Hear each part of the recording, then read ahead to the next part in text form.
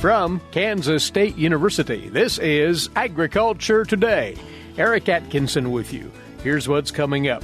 Out of Iowa State University, Lee Schulz. On the cattle markets, Lee will offer his take on the staying power of the current rally in the fed cattle market, and he'll talk about whether these rising retail beef prices will eventually take a toll on domestic beef demand. Following then, K-State's Dorivar Ruiz-Diaz talking about utilizing livestock waste as a crop nutrient source in light of soaring commercial fertilizer prices. He'll discuss running an analysis of that waste to determine its actual nutrient content and how to effectively apply it to fields. Also, this week's K-State Research and Extension Agricultural Events Calendar. All that right here on Agriculture Today.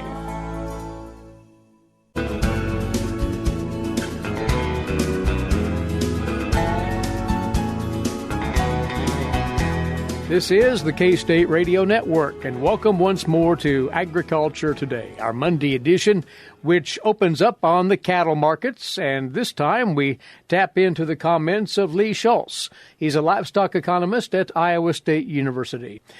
High beef prices and the ensuing impact on beef demand. We'll tackle that. Lee, we'll get into the Cattle on Feed report released this past Friday as well. If you would, though, remark on this continuing rally in fed cattle prices. Will it pause at some point, or does it have more steam left in it?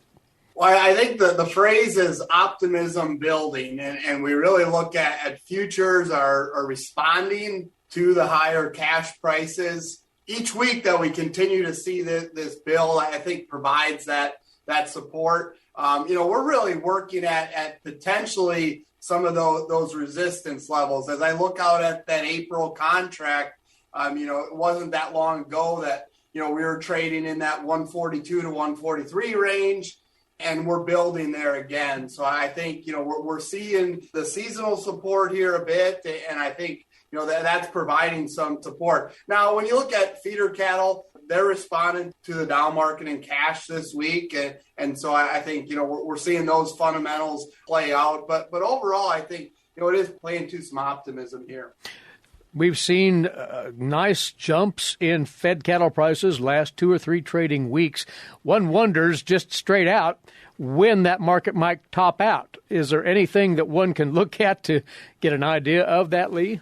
Well, I look at the spreads really between contract months, and I think what you're seeing there is you're seeing both the optimism in the short term, but also, as we continue to build momentum into 2022. The seasonal highs are in the spring of the year, and I think as long as we keep holding the near-term contracts, which we are, that gives that further optimism out into the spring of the year. And so, I think overall, I don't want to say, the steam's out yet, but I think we could continue to see some strength in these markets.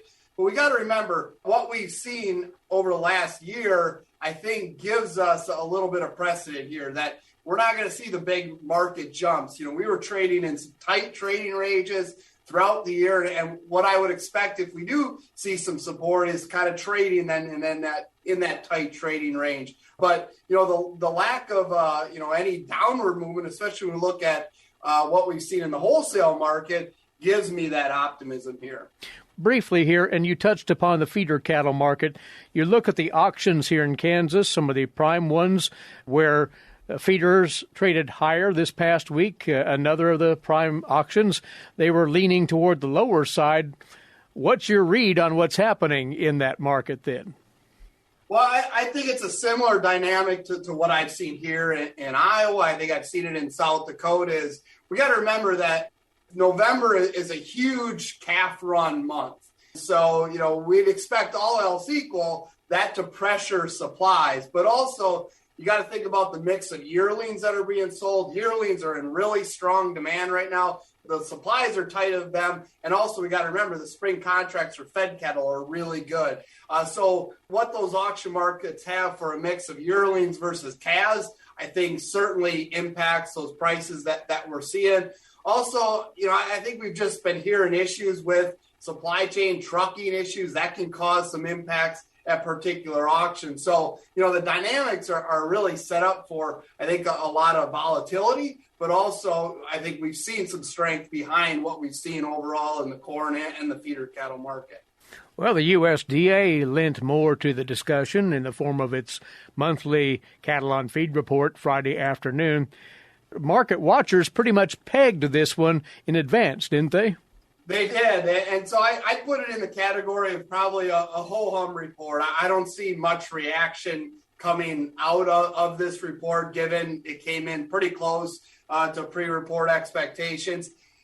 Some interesting tidbits that came out of the report. I think the placement number makes sense. The range was pretty wide on where it was expected, but October is typically the largest placement month we've seen.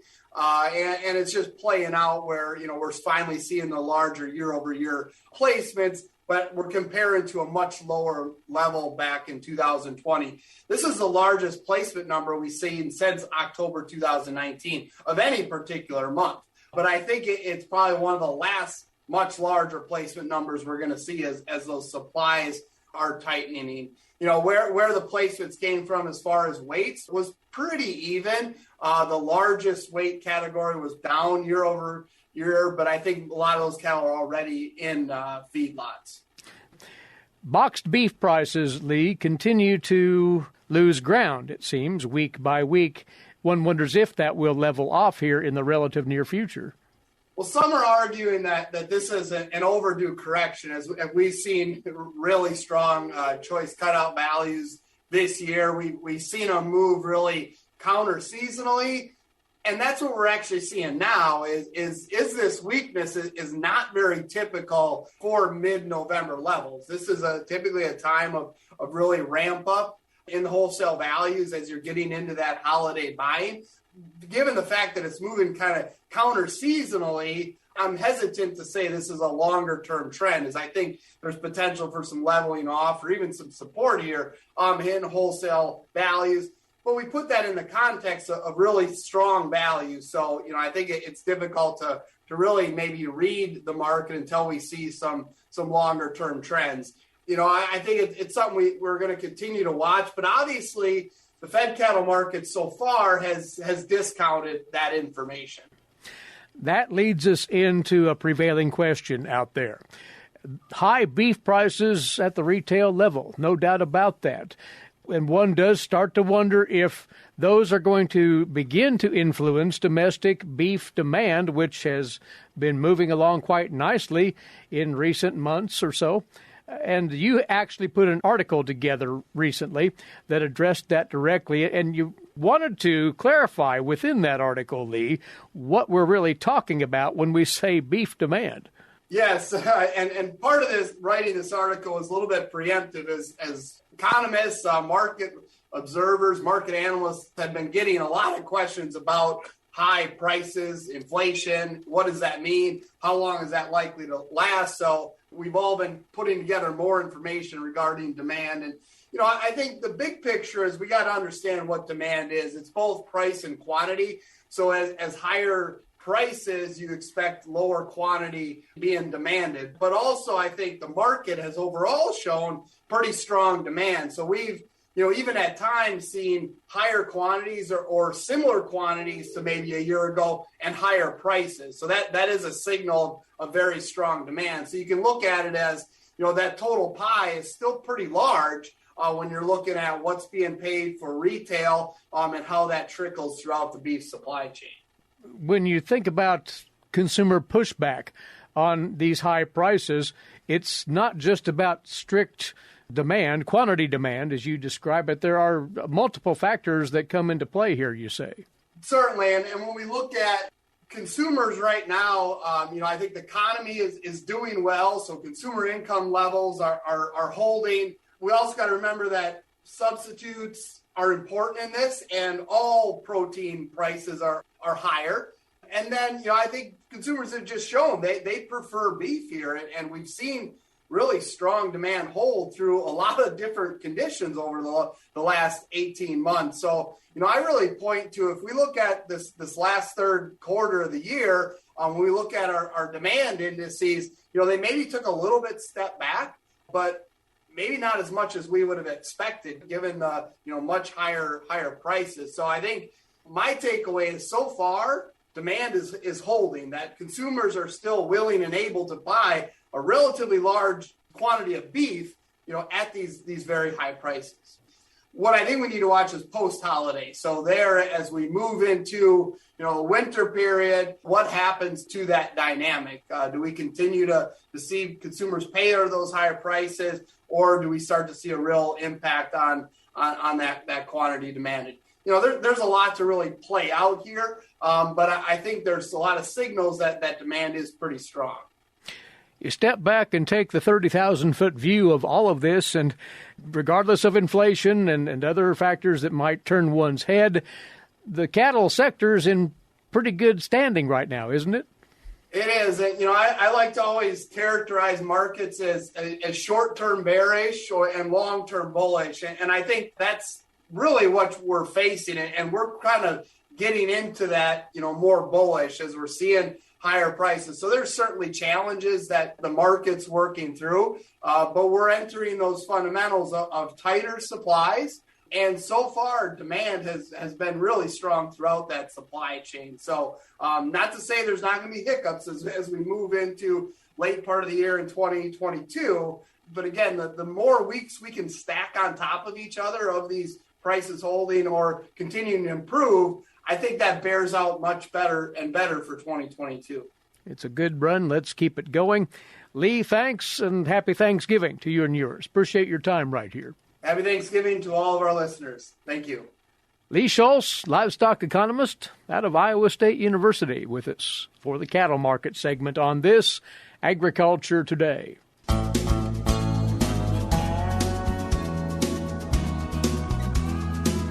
Agriculture Today is back now. Well, because of the boom, to put it lightly, in commercial fertilizer prices, crop producers may well be looking at options for providing nutrients to their crops outside of the normal channels that we talk about here. And one of the ideas that's getting a lot of circulation now is our subject next. Dorivar Ruiz-Diaz is a crop nutrient specialist with K-State Research and Extension. We're looking at livestock waste as a nutrient source for crop ground. Dorivar, are you receiving inquiries about this lately? Yes, Eric, and this is obviously one excellent source of nutrient that we should be looking at as long as we do have access to livestock waste. And in many parts of the state, poultry litter is one option, and obviously this is a source that can have very high concentration of nutrients, especially nitrogen and phosphorus. Also in parts of the state, we do have feedlots where cattle manure obviously is an option. The concentration of nutrients obviously vary depending on what we are looking at, but all of these are good alternatives for providing the nutrients we need. Focusing on the NP and K, we can have significant contribution from these sources. Want to look at this strategically, though, don't we? In that one needs to, for one, have an idea of the precise nutrient content that waste would contain? Yes, and this is one of the key aspects we need to emphasize when we're looking at any waste material for that matter. We're talking about livestock, but there could be also other sources that have some nutrient content. And one of the main challenges here is what is that concentration of nutrient? How much nutrient we are applying, say, for every ton of manure that we are putting in the field. And this is highly variable. And this is one of the challenges that, we're using livestock manure. We need to have an analysis on hand and try to do a good application in terms of rates based on that analysis. So one of the key steps here is first know what is the nutrient content of the material that we're applying so we can have a precise application.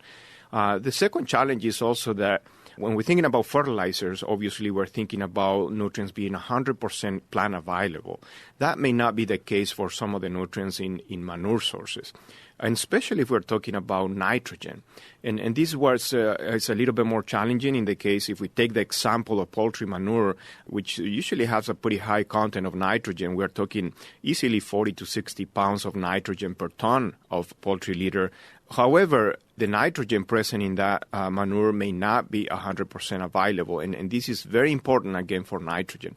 And typically, if we're thinking about summer crop like corn, we typically tend to see availability in the range of 40 to 60%. So in average, about 50% of what we are putting out there in nitrogen will be plant available. So in addition to having the information from the lab in terms of the total content, the next question is, okay, how much of that will be plant available? Another situation, if we already done application ahead of winter wheat, obviously this is a cool season crop, and we are talking about lower temperatures in the soil, and that process of mineralization and availability of that nitrogen slow down because, again, this is a microbial-driven process. And so, again, in that case, we may be dealing with much lower nitrogen availability from these sources, perhaps in the range of 30 to 40%. Depending on the conditions. All of this is because, again, if we're thinking about nitrogen, the nitrogen form in manure or waste materials, they're typically in the organic form. There are some inorganic forms, but mostly are organic, which, again, basically needs to break down. And for that, we do need microbial activity, basically, to break down that organic nitrogen and make it plant available. So that's one key consideration when we're using manure in general or waste materials. That nitrogen may not be 100% available.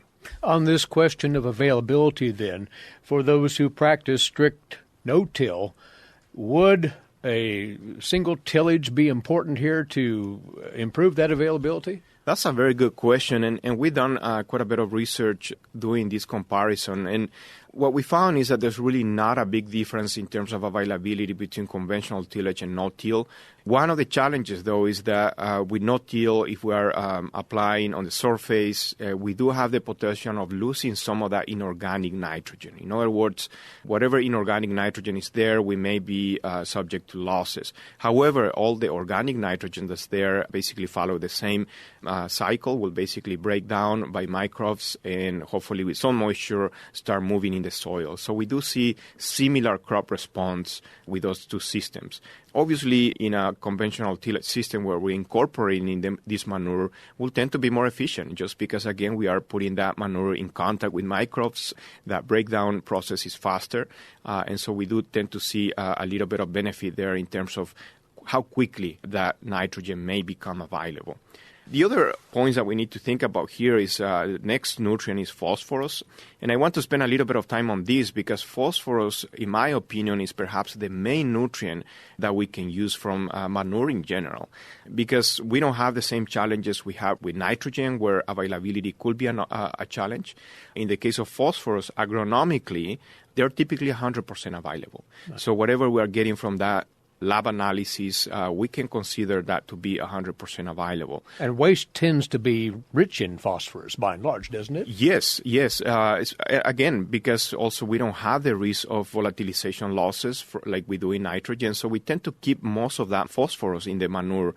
And again, if we use the example of poultry manure, is very high in phosphorus. We are talking easily 60 pounds of P2O5 for every ton of manure. And so that's very high.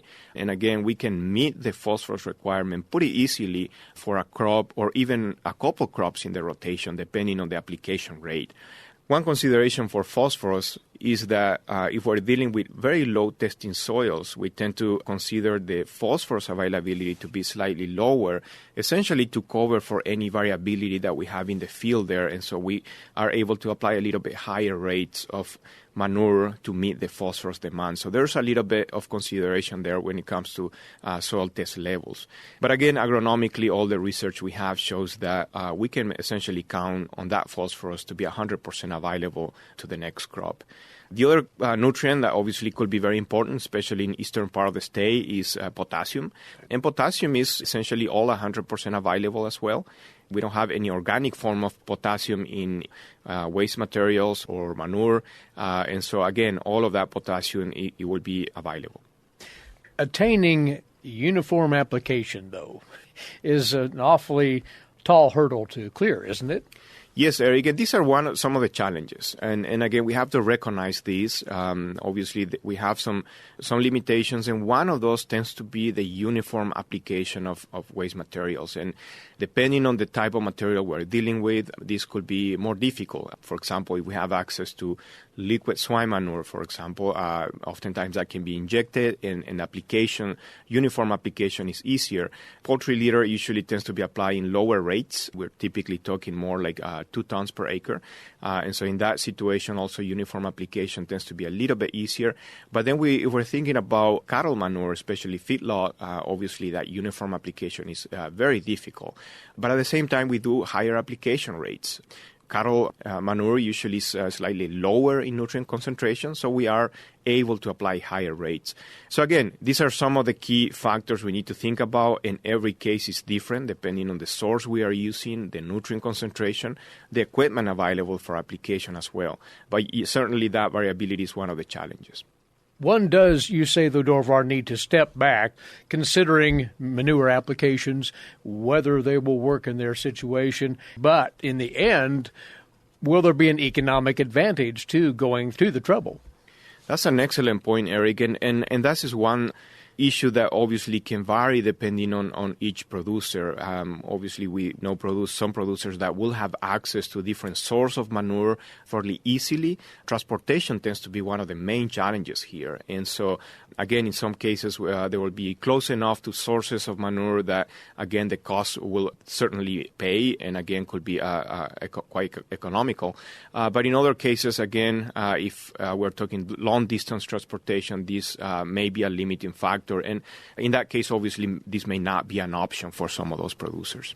There are also other considerations. We're talking about large volume of material that we're applying, so the time of the year, soil conditions, avoiding compaction, that sort of things also something that we need to think about. All of these are a little bit different from commercial fertilizers that we typically deal with. A lot of that also related to the environmental risk. We don't want to do any applications on frozen ground and that sort of things are we're thinking about applications. So there are a few things to keep in mind, but the take-home message here is that it's an excellent source, and we do get other benefits. Again, we talk about NP and K today, but certainly we are getting other nutrients like sulfur, micronutrients, which, again, can provide additional benefit for fields that may be needed. Producers looking for all possibilities here for economizing on their nutrient management programs. Livestock Waste may help ease that economic pain, so to speak, when we think about commercial fertilizer prices right now. There is an article on specifically utilizing poultry litter for a nutrient source in the Agronomy E-Update newsletter, which was posted on November the 11th. You can check that out at agronomy.ksu.edu. Appreciate you coming over and sharing these thoughts, Dorivar. Thanks. Thank you. Crop nutrient specialist Dorivar Ruiz-Diaz, K-State Research and Extension. We'll return with more for you. You're listening to Agriculture Today.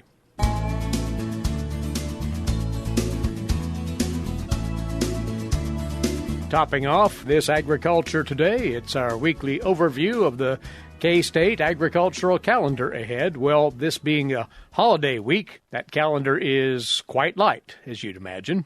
But come the following week and the month of December checking in, quite a string of informational activities going on that you'd want to know about, starting with the 2021 Crop Production Update, being co-hosted by K-State Research and Extension and the Kansas Agribusiness Retailers Association on Wednesday and Thursday, December the 1st and the 2nd.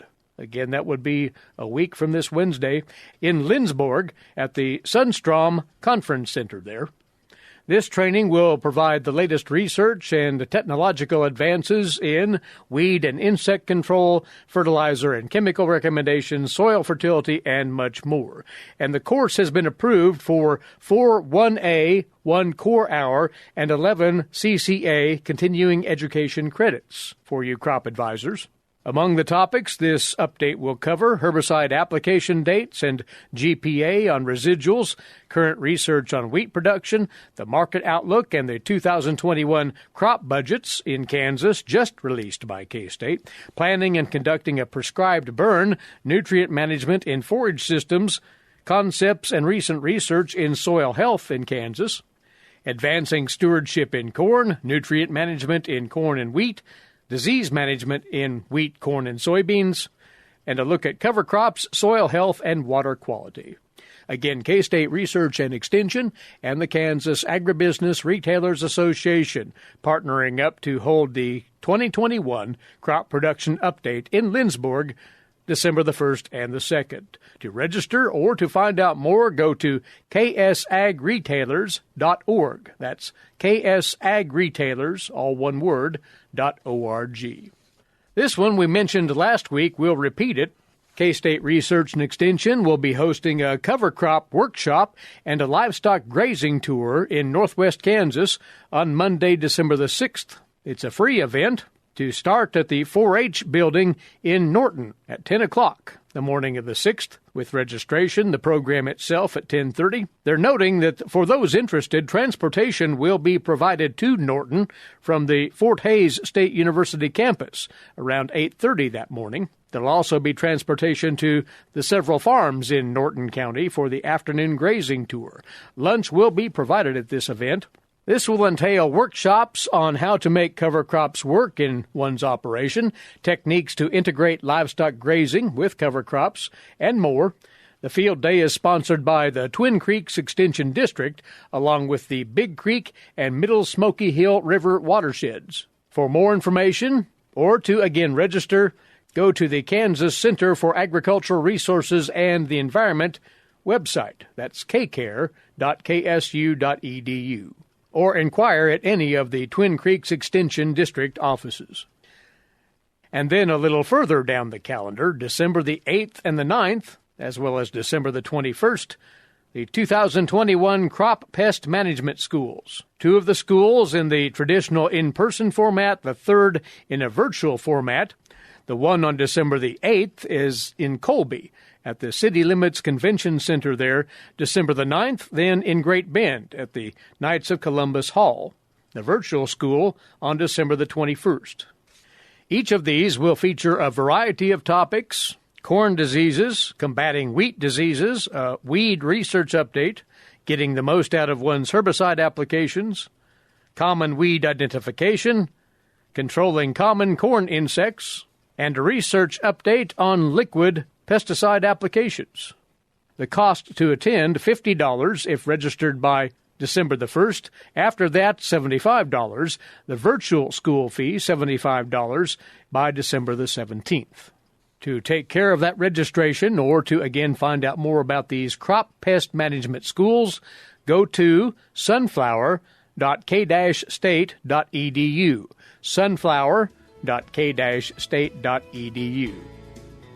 And that is our time right here for today. Thanks for listening in.